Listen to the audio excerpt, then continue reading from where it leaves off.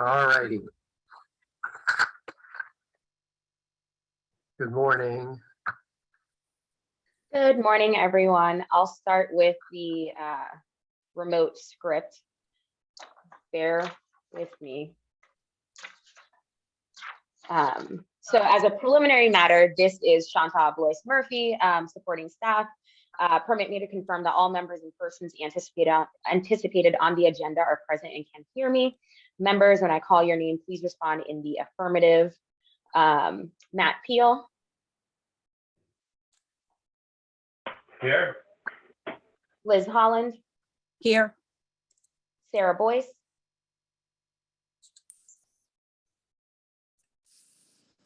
Sarah, can you hear us? David and Chantal, I'm have to sign off. I'm gonna have to sign off. I can't hear you guys, and I'm gonna try another device. As I said, I'm off island, and this internet is really unstable. Try So Okay. I'll try to come back, and I'm not hearing any audio on your side. Okay. Sarah, oh, there you are. Your turn.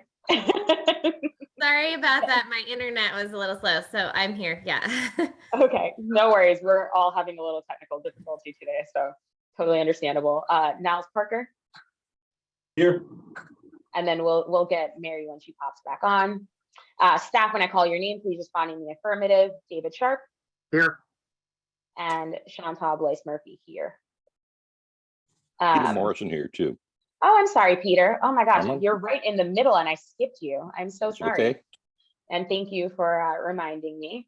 And then, so I'll go into the remote meeting portion of it. This opening meeting of the Visitor Services Advisory Committee is being conducted remotely, consistent with Governor Baker's executive order of March 12, 2020, due to the current state of emergency in the Commonwealth, due to the outbreak of COVID-19 virus. In order to mitigate the transmission of COVID-19 virus, we've been advised and directed by the Commonwealth to suspend public gatherings, and as such, the governor's order suspends the requirement of the open meeting law to have all meetings in a publicly accessible physical location. Further, all members of public bodies are allowed and encouraged to participate remotely. The order, which you can find posted with agenda materials for this meeting, allows public bodies to meet entirely remotely so long as reasonable public access is afforded, so that the public can follow along with the deliberations of the meeting. Ensuring public access does not ensure public participation unless such participation is required by law. This meeting will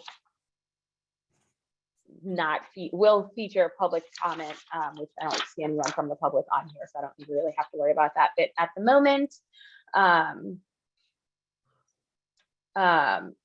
So for this meeting, VSAC is convening by video conference via Zoom app as posted on the town's website, identifying how the public may join. Please note that this meeting is being recorded and that all attendees are participating by video conference. Accordingly, please be aware that other folks can see you, and take care not to screen share your computer. Anything that you broadcast may be captured by the recording. All supporting materials that have been provided members of this body are available on the town's website unless otherwise noted. The public is encouraged to follow along using the posted agenda unless I suppose we don't have a chair technically at the moment, notes otherwise. And then just a few ground rules. We're now turning to the first agenda item. Before we do so, permit me to cover some ground rules for effective and clear conduct of our business and to ensure accurate meeting minutes. We don't have any speakers, but generally we'd introduce the speakers on the agenda. After they conclude their remarks, the chair will go down the line of members, inviting each by name to provide any comment, questions, or motions. Please hold until your name is called. Further, please remember to mute your phone or computer when you're not speaking. Please remember to speak clearly and in a way that helps generate accurate minutes. For any response, please wait until the chair yields the floor to you and state your name before speaking. If members wish to engage in a conversation with other members, please do so through the chair, taking care to identify yourself. And then after members have spoken, the chair will afford public comment to those members of the public that have joined the meeting via Zoom. Members of the public who wish to speak must state their name and be acknowledged by and speak through the chair. Finally, each vote taken in the meeting will be conducted by roll call vote. Whew, that's always a mouthful. And thank you all for your patience as we work our way through that. So welcome everyone. I see Mary is hopping on as well. Mary, can you hear us now? Yep, I can hear you fine. Awesome, and we can hear you as well. David, I'm going to hand it over to you to just go down the agenda items. Okay, the next item on the agenda is the election of the chair and vice chair for the 2022-23 term. So I open it up for nominations for the chair. Let's not all jump in.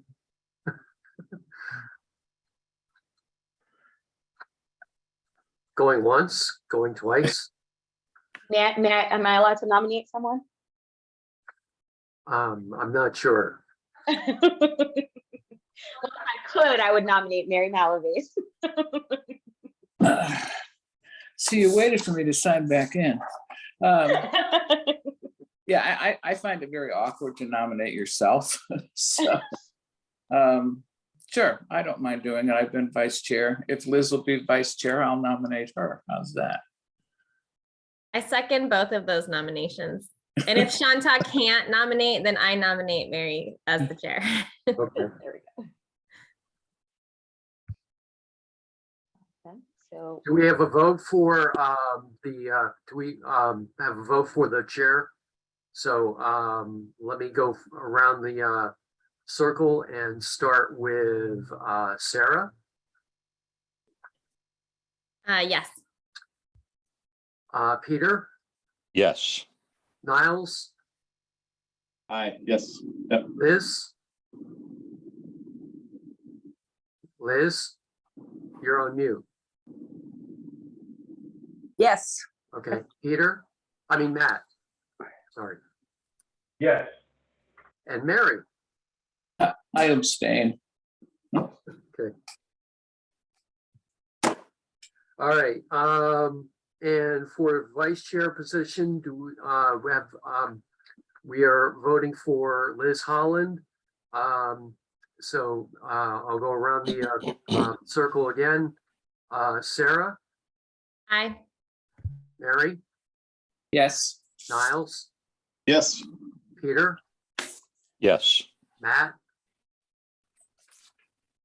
Yes. and Liz. Abstain. Okay. So let the record show that Mary Malaves is the chair of the Visitor Services Advisory Committee for the 2022-23 season, and Liz Holland is the vice chair for the same time. Okay, we'll go forward after that. Thank you. I have a question. Do we have an empty spot? We do. No. We have one more spot. There's my understanding is that it's in the process of being filled by John Bottino from the Veranda House group, but it's not official yet, and he hasn't even been interviewed.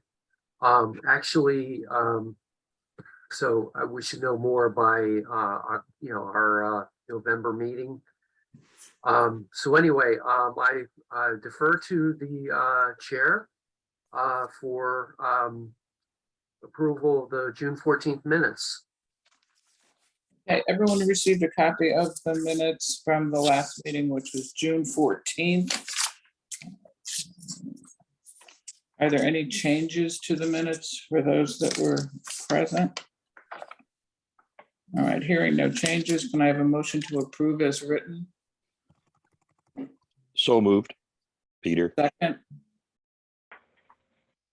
Second. okay. All in favor? Any abstentions? Okay. If we will note that the minutes were approved with no changes unanimously. Okay, next item on the agenda. Director's report. We've missed hearing from you, so this is awesome. Tell us how the summer was, and I think we need to know the good things and the challenges. So as to be expected, it was a very busy summer. We are fairly close to our pre-COVID numbers. We're off by, I'd say, 1,000 as far as visitors into our office and the kiosks. Like everyone, I think we had a little bit of staffing issues here and there, but we championed through. We have a great staff at Visitor Services that are really committed to their job. So we're really lucky. And I think it's great that we see the same people each year. So I think that speaks a lot to David's management of the staff. I'm very appreciative of that. The biggest complaints that we got were issues with people on the bike paths or not using the bike paths. As to be expected, traffic was horrendous. And there were a lot of complaints about that, but there's only so much we can do in that regard.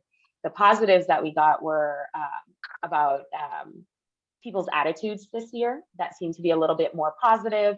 But then, of course, on the other end of it, I know a lot of people that work in hospitality had a really rough year, particularly the restaurants. They struggled. Again, the staffing issues made it really hard to deal with the increased traffic. But overall, I'd say it was a pretty positive summer. We have a lot to learn. I have a lot to learn, to speak for myself in this, in improvements that we can do here at Visitor Services. Some of them we are working on, like better signage at the airport. They've been generous to offer us some free ad spaces on the screens out there to make it clear to visitors when they're coming into the airport where to find our kiosk out there, as well as the others throughout town. And then some takeaways for me as well for going forward for next year is making sure that we do get a children's beach coordinator to kind of alleviate some of the stress on the rest of our staff. And HR is going to be working with us on that based on some applications that we've had come through for other positions that aren't filled. We're having to get creative in just kind of sharing the pool of applicants that come through the town. And then also trying to encourage, high school and college age kids to apply, because then we'll get them coming back each year, which would be really nice. So that's generally what I have to offer. We're looking forward to the off season. My goal for the cultural district is to offer more off-season programming, not just for visitors and encouraging visitors to come back to the island during the slower months, but also for local residents. And then also working on promotion through the cultural district website and the funding that we have there to promote our nonprofits and cultural organizations and the events that they do have already planned for this season, so that people know that, especially islanders, that we are, as much as the island has slowed down, it really is our turn to start enjoying this beautiful place that we call home. So there's going to be a lot of work around that, in addition to working on our building here at Visitor Services and some work on the public restrooms throughout the island. So that's going to be a pretty big undertaking. Hopefully we can get done throughout this off season. So, thank you. Quick question. Are those the only capital projects you're looking at? Bathrooms? I mean, is that in the budget to be done between now and next summer? From my department, that's what we're working on. We do have some things in the budget that can help us with those restrooms in the overall town budget. They've been slated to be done for quite some time. And they're actually a lot further along in the process than I had originally expected. But of course, COVID stalled a lot. So it's just picking up what was already planned, essentially. I have another question. Way back in June, we talked about the QR code being distributed. I'm embarrassed to say I didn't see any. What did that happen? Yes, it did happen. Okay. So they were on, the great poles throughout town. Yeah. We had a little issue where someone from DPW didn't realize that they were town-sponsored QR codes, so they were removing them because they're technically not supposed to put things around town. He missed the memo, so we ended up having to go back around and put them back out and communicated with him. Don't take them down going forward. So they are out and about. Yeah, it's we it's good to have full department meetings every once in a while. You know. Okay, well, I'm embarrassed that I didn't see any, but I knew they were happening, so that's good. And anything else on the recap? If not, I think maybe we should talk a little bit about where we want to go in the next year. You know, this is sort of the planning time, and I think we need to address what challenges there were out there, ongoing things that, you know, we've all been talking about to continue the stranded passengers. I think that's something that Liz has worked really hard on. But I also think we need to get back in front of our transportation people, our nonprofit people. And happily, I'm happy that Niles is now part of this, because the number of people that they interact with, I think, is, you know, extraordinary in the course of the summer. So anything that we can help, you know, the NHA or Mariah Mitchell or the Artists Association, you know, to bring more traffic, I think is what we want to do. And maybe it is through the cultural district, you know, because they're all listed. And maybe we talk to the transportation people again. I know Tom Rafter was one of our last speakers, but excuse me, Mary, but we do have item for discussion about guest speakers as the next item after visitor services coordinator. okay. So I jumped over you, David. Sorry. Okay. But I can defer to you if you want to talk about it now, and then I can report afterward. No, go ahead, David. But keep Okay. in mind that this is something that we need to, you know, to talk about, not only guests, but what's our mission. So go ahead. Sure. Sorry, All right, David. thank you. Sorry about that. So I submitted with the packet the report for the summer statistics. And as Chantal had indicated before, we are pretty much going strong compared to pre-COVID numbers. We had roughly about 24,000 people helped over the last 4 months. And I won't get into details, but pretty much, you know, we were strong at both the main office at 25 Federal Street, the kiosk at Straight Wharf, and the airport info desk. I do want to point out that at the airport info desk, there were a lot of people coming and going at the airport. And at one point on August 14th, Susan Tate had to deal with over 1,000 people in the baggage, you know, secure baggage area, as apparently the TSA line went down the hall through the baggage and then out the door onto the driveway. This was because there were 7 planes leaving at the same time, and then 5 arriving at the same time. So that's roughly 100 people per plane. And so that's where we think there are over 1,000 people all mingling in that narrow hallway and trying to get into checking in and so forth. So it's a growing pain for the airport, and that's something that maybe we can talk with the airport people down the road here. But you know, there are growing pains, but in general, we had an overall good season. And I also want to switch gears now and talk about our fall hours. We are going to be open Monday through Saturday and closed on Sundays. The airport info desk will be closed, but I'll be restocking every other day. So there'll be stuff there, you know, maps and restaurant info and other stuff that will constantly be there. And the Straight Wharf kiosk will close this week or next week, depending on weather. But, you know, for the most part, we're transitioning into our winter mode. So things will kind of wind down a little bit. And then getting back to the airport, I'm actually going to meet with Tom Rafter and Noah Carberg in early November to review and plan for next year. You know, go over that August issue. But the most part, I think the airport's quite happy with having our staff being there and helping people. because they've been, they take up the slack for the people who are at the airport counters that can't really answer the questions that people have.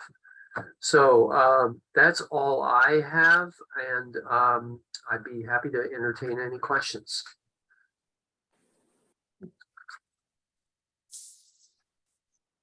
Okay, thank you. Well, I have one question. What was the most asked question? Most This- asked question at around town or like In town, now? that you're busy. Where is the Cisco van? Which is, we get usually 20 to 30% of our daily visitors are asking that. And interesting thing is yesterday they had the Cisco flannel jam, which is like their end of the season party. And on Mondays and Tuesdays right now, the van is not running. But at apparently 5 of 1 yesterday, the van showed up because they must have had so much demand that they had to get somebody at the last second to drive. But overall, this is one of the amazing things is there's so many people asking about Cisco Brewery and going out there. The other one too is I want to mention is the shipwreck shuttle to the Shipwreck Museum out in Pulpus. That's become very popular this year. It runs once an hour at the bottom of the hour, starting at 9:30, running to 3:30, and so they've kind of they're enjoying that, and also note that the NERDA wave bus did not run on the Pulpus Road route this year, so that helped the shuttle get a lot of people on that. And then the third question is, where are the restrooms? So, Yeah. David, Thank could I ask a question, Peter? Sure. I'm curious to know this year, what kind of actual presence did we have at the kiosk or wherever at the airport? I mean, was there a live body there to sort of answer questions fairly often, or? Yeah, we had people there 7 days a week through Yeah. the main season. Good, okay. We had the info desk out, but next to the restaurant. Plus, they go down to a podium there at the secure arrivals for the baggage. So we have somebody in there most of the time. So it was they were quite happy with us. Okay, that's great. I have not actually flown in so long. And I know that it used to be, kind of here's some stuff you can read and it's on a table. But that to me, it's, there's a hidden agenda we have here, which is when you talked about that one time there was the surge. People really understand when there's somebody going around saying, like you just said, we had 7 planes coming in and 5 planes going out, and we're really swamped here, but we're trying to get it through, just so people understand that it's not a chaotic type of situation. And the other question I had was how, if at all, is the airport contributing either in terms of, staff at a time of surge or financially to our building this activity to where it would be optimal? The airport is paying the staff. We hire and train them and manage them, but they are actually paying the staff. Excellent. Okay, that's great.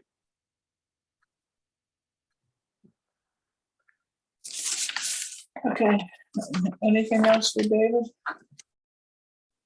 Thank you, David. Report as always was wonderful. I love looking at numbers.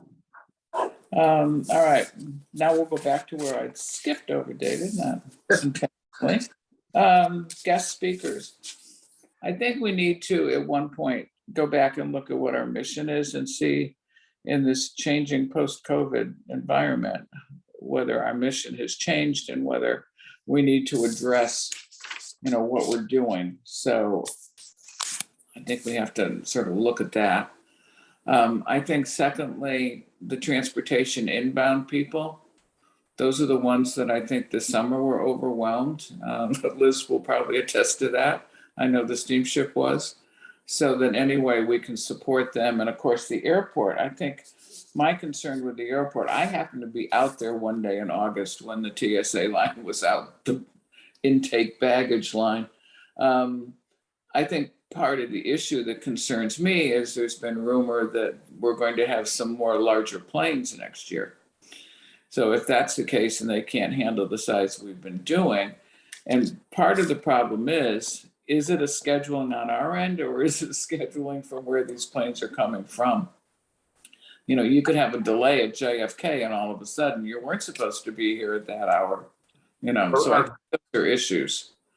I can confirm JetBlue is replacing the Embraer 190s with the Airbus 220s, which are probably going to be about 20 to 40 people more.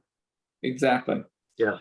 That's exactly what I heard. So if they've got gridlock with 100 passenger planes, you know, it's not going to get any better. Maybe there will be one less 100 passenger and they'll pile them on, you know, a 140.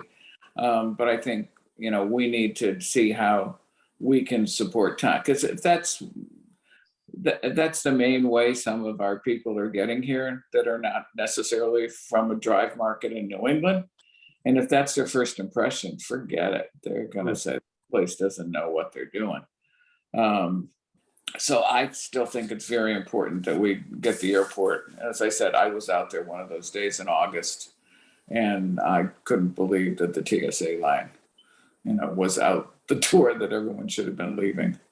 And also I think Tom being a little overwhelmed, you have that number of people, there's just the chance that your outside grounds are going to look a little different if you don't have enough staff. You know, there may be a few more trash cans that need to be emptied. And, you know, I didn't see that, but I think there's the potential of more people coming and going at the same time. So obviously, I think the airport is one we need to talk to in the future. Matt?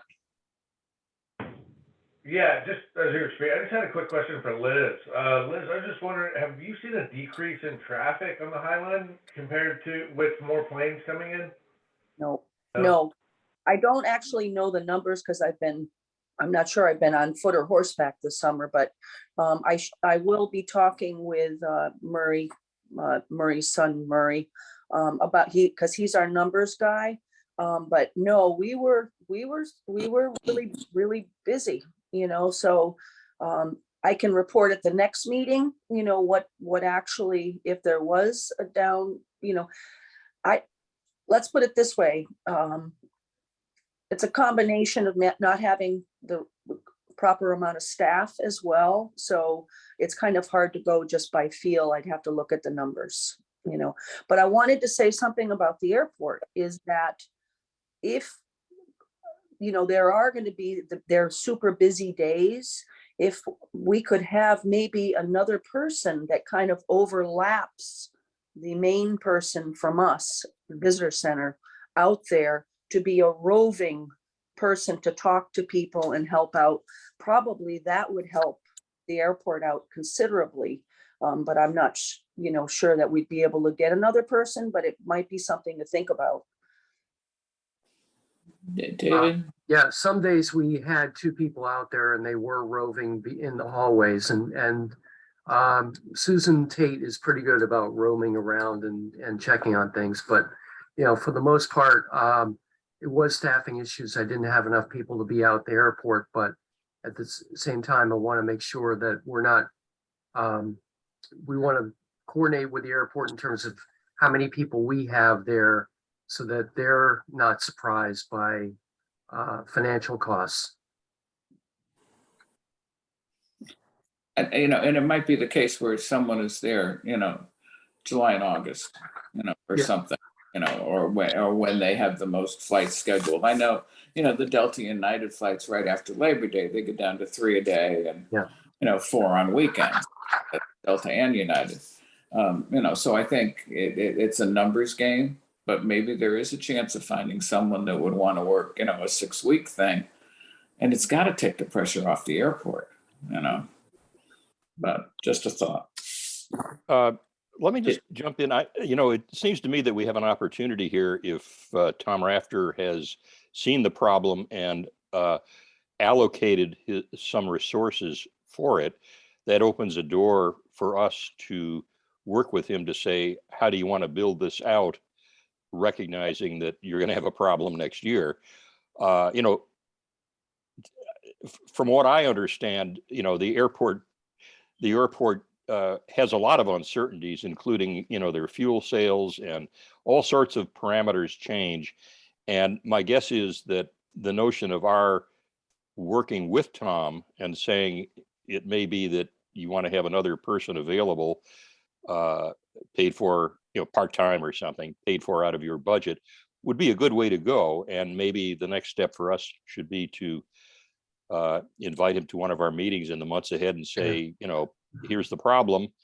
We've been solving it together. It's going to be bigger next summer. How would you like to handle it? Let's come to some agreement. And I see it as an opportunity for us to align the budget as it grows out to deal with the surge problem. And I bet there are people who are out there who would be happy to be on call. Peter, I agree. And I think David said he was going to meet with them in November.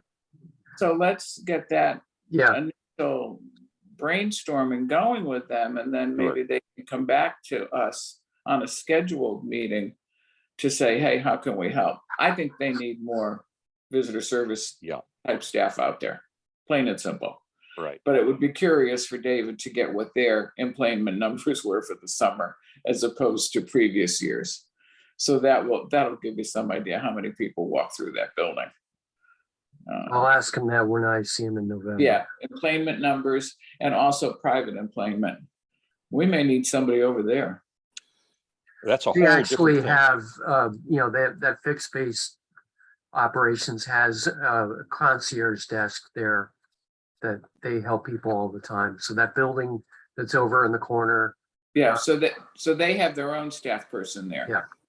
What I can tell you just from the inside is that the people that I worked with at Cape Air also had a second, you know, side hustle, which is after they finished their shift at Cape Air, they'd spend a few hours over at the general aviation where they'd bring in, you know, the private folks, and that was the way they kept up with it. And that's where it may be possible to see an ongoing solution that adapts to growing demand or, you know, surge problems. Okay, I think that's definitely future talk. The other issue too is obviously dealing with the stranded passengers. I mean, this whole week with this erroneous, if it was erroneous, you know, message that we might have visitors arrive that we weren't planned for. You know, that's been in the news and it's hit national news based on the migrants arriving in Martha's Vineyard.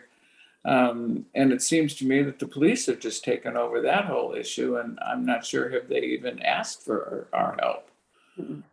So I think that's a whole issue. You know, if they seem to want to deal with stranded passengers, you know, let's get on the same page. Yeah, I think it's definitely a different situation. Probably in a case like that, I'd have to, you know, look into it. It may call in the Red Cross situation. So it's not, you know, the private sector that we're dealing with stranded passengers would be different from that situation. However, if we have something set up, we could also help them, you know, in the long run for if anything like this does happen down the way. I've got all the components all set. It's just now is going to be the time to plan a meeting and just get everybody around a table and put together. Yeah, I agree. This whole conversation has just sort of laid an outline of the things that we've been talking about, and maybe we can get town collaboration to help like there used to be with the old, when the Civil Defense Group was here. And then it comes to Niles. Niles, happy you're here. We're always happy that Niles is here. And of course, Sarah is so involved in the town too. But I think we need to hear from some of our cultural people as to how their summer was. You know, did everyone get the traffic they wanted, and how could we assist them? I know the museum was very busy, and I don't know what numbers compared from previous years, but you know, I think the quality of what's going on at the museum is outstanding, and it's just going to draw more people. So I think we need to make sure that we meet other nonprofit marketing needs. I guess that's it. And then the other thing that I would want to talk to is Amy Baxter and find out what's going on with, you know, outside dining and the challenges that she might have had, and you know, how did they think, you know, the pops went, and you know, all sorts of things that were under discussion last year. So those are a couple of the hot buttons that I think we need to make sure we're covering our bases and not having any surprises. Mary, just a quick question, and thank you very much. I appreciate it. I'm really happy to join this group and to get involved. So I appreciate the opportunity. And I can tell you, right now we're up about 15 to 20% over last year's numbers for the year. Yeah, It's certainly been very busy, but we'll be analyzing those numbers a little bit more. But the question I had was, does this group really get to look at the numbers and kind of do a data evaluation at some point, you know, with numbers from the Highline and the airport and the steamship and things like that? We get pretty good analytics. well, that's always been the hot button for Peter. Peter's been involved in the, you know, data management here. But I don't think in recent, probably before COVID, we looked at them, but I don't think we have looked at them since this, what I consider this past summer is, you know, we're getting back to normal. And whether this summer, like the previous summer, was pent up demand, you know, I deserve to go somewhere. You know, I always consider Nantucket a tank away kind of person for New England. So it's easy, you know, to get here. Obviously, they brought their cars, their tank away. And you know, and the challenges that the steamship might have had as well. I mean, they get a boat. So I think, you know, getting people here and then meeting their needs while they're here, and then making sure they have a good experience when they leave. I think that's the whole thing that's going to build our visitor base. But I've said that for 45 years. And I just add on to what you said. I'm definitely the data dog. If you got the data, I'd love to know about it and work with anybody who's trying to figure out what can be done with it. I know that my recollection from several years ago is that you do collect a lot of data that are potentially very valuable, and I'm assuming that its value has been extracted more or less for your organization, but it has not made its way into the larger world of what does this tell us about Nantucket and how might we use it effectively in conjunction with other data. I know also, just so everybody will know, the airport does collect very, very useful data that does get analyzed to some degree for their purposes. And I've always been in favor of, you know, however we can feed off of each other's data. You know, I'm here to facilitate the feeding process. I'm sort of the idea hamster. I don't do it all myself, but I can tell you what might be done with it and say, gee, we could really figure out some amazing things about how many people are on island here, what they do, et cetera. So feel free to call on me. Yeah, I mean, I think one of the numbers that was tossed around last year and possibly this year was just the water usage. You know, what does that tell from Wannacomet water? How many people are here? You know, and so I think, you know, there's a lot of numbers out here, but we don't really have one big pot.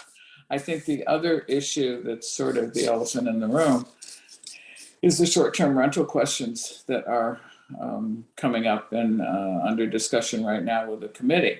I mean, that may affect business. It may affect income to the town. A lot of people don't realize how much money comes in from the short-term rental tax. It's the same as the hotel tax. It's 11.7%. You know, and that just comes in, you know, to the town budget. If anyone hasn't seen it, it's been posted now, I believe.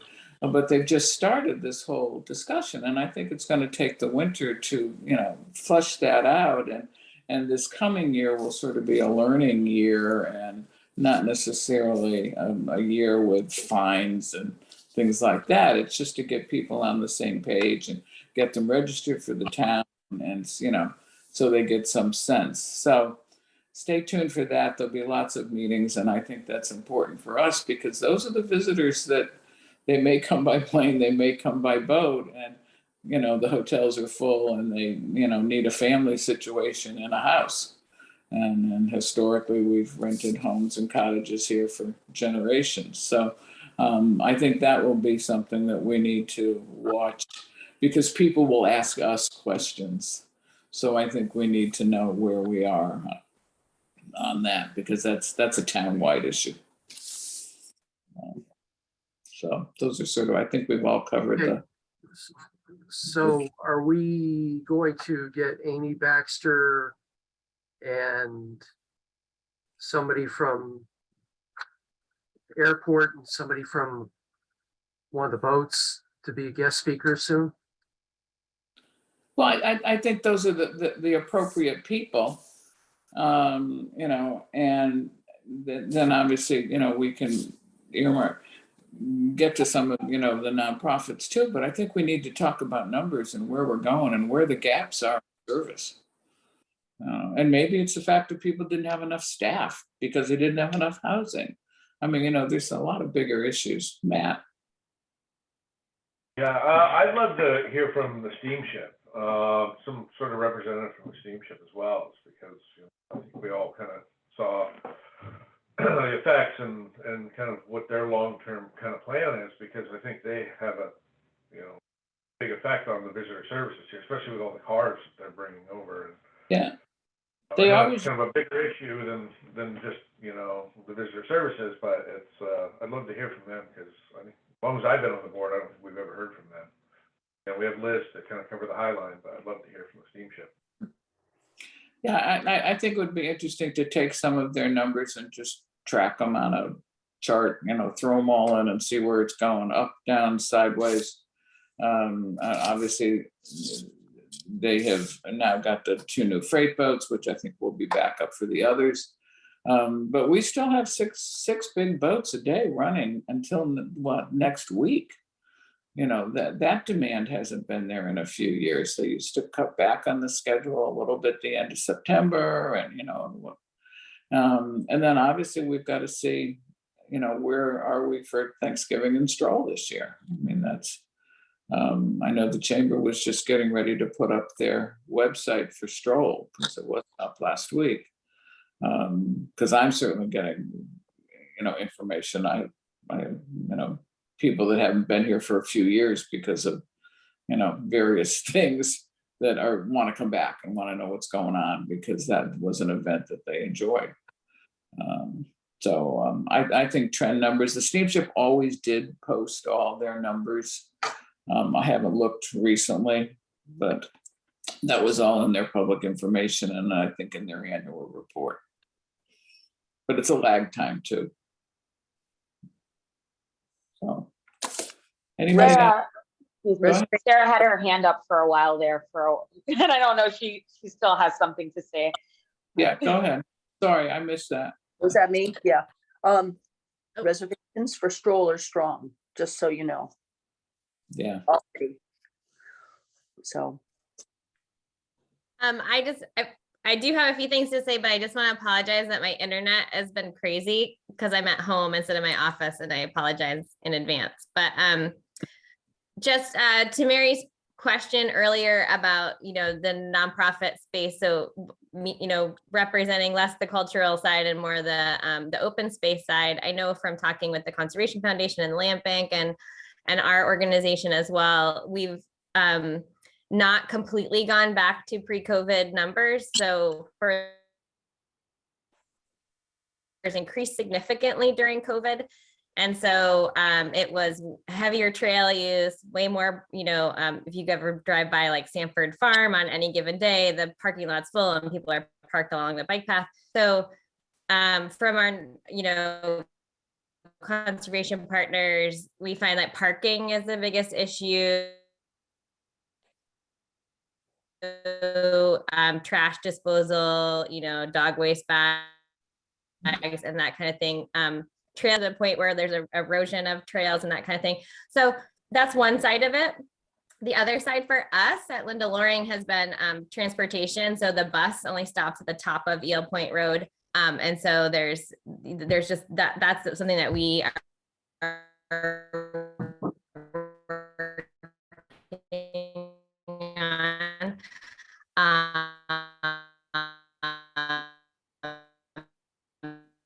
Sarah, you're breaking up.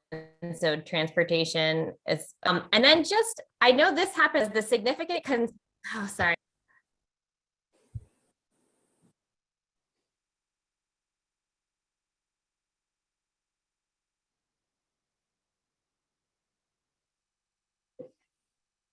I tried turning your camera off, Sarah. Sometimes it works a little bit better when it's not on.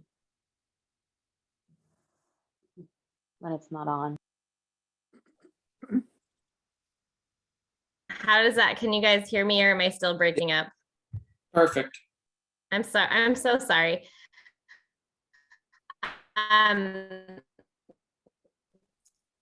The last thing I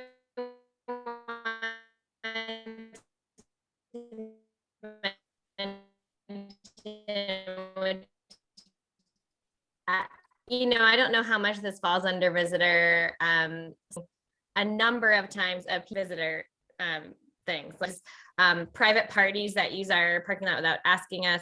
And I know that that happens to conservation parking areas as well. So that's just another, transportation and parking beyond the downtown is becoming a bigger issue too. We know beach parking, for example, is a big thing in other areas. So those are just some of the issues we saw with increased visitorship and more people and more cars. Perfect, Sarah. That's something I hadn't even thought of.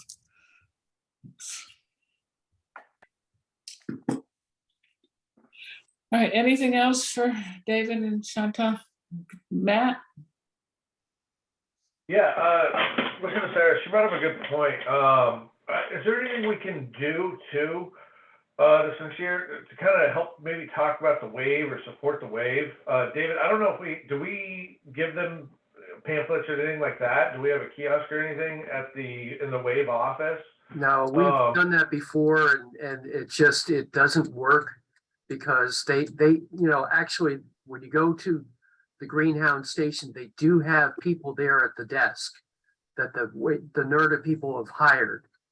But we've had several tries of being there and it's not conducive to us. So we help support them in terms of bringing info to them and so forth. But in terms of the wave, that's more of a state funded thing. And, they kind of go on their own. So, yeah, because I'd love to see the numbers from the wave and kind of see what kind of traffic they're getting there. Because, for those of you that don't know, I run FedEx on the island, and in the summertime, my drivers, everything for us is broken down into analytics as well. And I've got drivers that are on the road for 8 hours when they should only be on the road for 5 hours because they're stuck in such bad traffic. And so, really pushing the wave harder. I don't know if that's something that we can do as a group as well. More public transportation. Maybe we should include Paula in on some of our discussions. I know their guidelines fall under the state. They're considered a regional transit authority. So there's a lot of things that they have to, do statewide.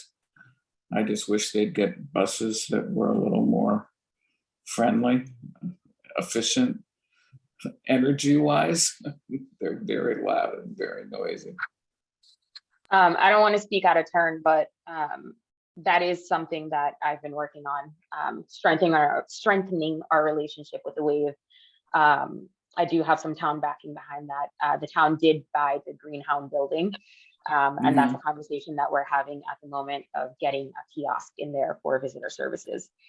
So it might be nice to have Paula come for a meet and greet, so to speak, and get updates and talk about scheduling and see how we can support them maybe even more, and how if Sarah raises the issue of, not that we need public transportation down, a lot of areas, but I'm sure they have their own challenges, you know, in terms of staffing as well. So, okay, anything else for anybody? I think this is a good start. We've got a lot to cover and sometimes, David, go ahead. I do have one separate, unrelated topic. Now that COVID is over, we have the option to meet in person at the trailer at the old fire station. So we could either continue to meet by Zoom or meet in person at the fire station, the old fire station on Pleasant Street. So it's something to mull over. And that's something maybe we can discuss at the next meeting about moving forward in that in person. Yeah, let's put it on the agenda. I think people do like Zoom because this is at a time before they may be in offices, and if people are away, they can still participate. I think it may be the occasional speaker. We want to, if they're coming from off island, we may want to do a meet and greet, but they may be easier to talk to us if they don't have to travel here. So I think depending on it, up for discussion. Okay, I'll put it on the next agenda.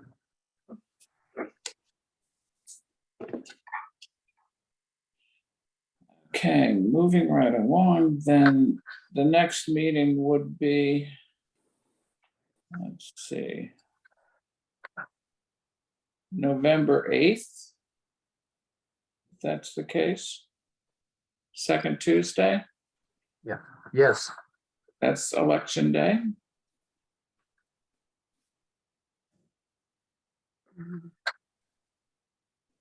And let's schedule that for Zoom to begin with. right.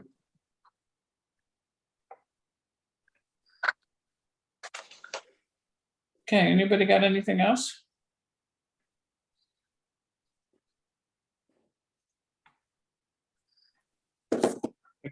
Seeing nothing, can I have a motion to adjourn the October meeting?